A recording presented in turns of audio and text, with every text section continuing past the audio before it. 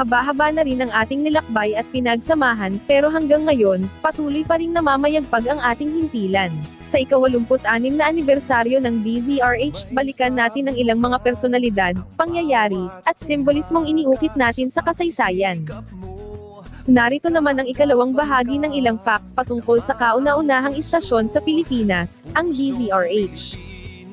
Si Tia Deli, o sa tunay na buhay ay si Fidelia Mendoza Magpayo Reyes, ay kilala bilang First Lady of Philippine Radio, isa siya sa mga pinakamaimpluwensyang personalidad sa kasaysayan ng radyo sa Pilipinas. Naging bahagi si Tia Deli ng DZRH noong 1946 kung saan siya ay naging bida sa mga radyo-drama tulad ng Gulong ng Palad, at Ilaw ng Tahanan. Sumikat rin siya sa kanyang mga advice programs gaya ng Kasaysayan sa Mga Liham kay Tia Deli, at Ito ang Inyong Lingkod, Tia Deli. Alam mo ba na ilang mga drama ng DZRH ang sumikat noon? Isa na rito ang Gulong ng Palad, na kalaunan ay naging pelikula at serye sa telebisyon. Itinuturing ito na isa sa mga pinakapopular na soap opera noon sa radyo ng Pilipinas. Umiikot ang istorya sa mga pagsubok ng pag-ibig, kahirapan, at pag-angat sa buhay, mga temang malapit sa puso ng karaniwang Pilipino. Sino nga ba si Rick Radam? Si Rick Radam lang naman ang tanyag na mamamahayag noon na kinagiliwan ng mga Pilipino sa DZRH dahil sa kanyang kakulitan sa kanyang programang Laugh-In. Dahil sa tagumpay ng kanyang programa, ay naging pelikula rin ito noong 1982.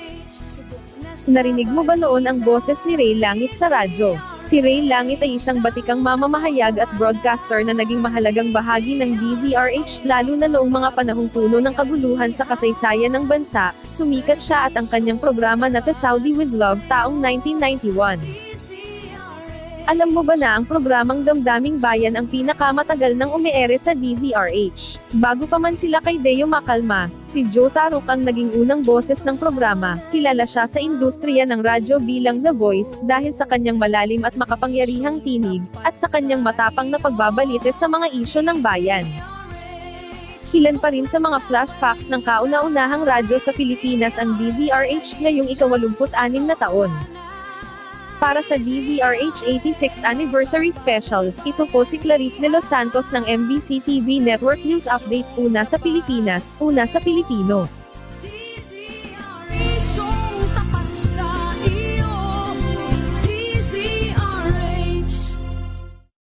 Mga ka-happy hour, kung gusto mong manood ang mga balita sa MBC TV Network News Update, mag-subscribe sa aming YouTube channel, i-like ang aming Facebook page, at i-follow sa aming TikTok account.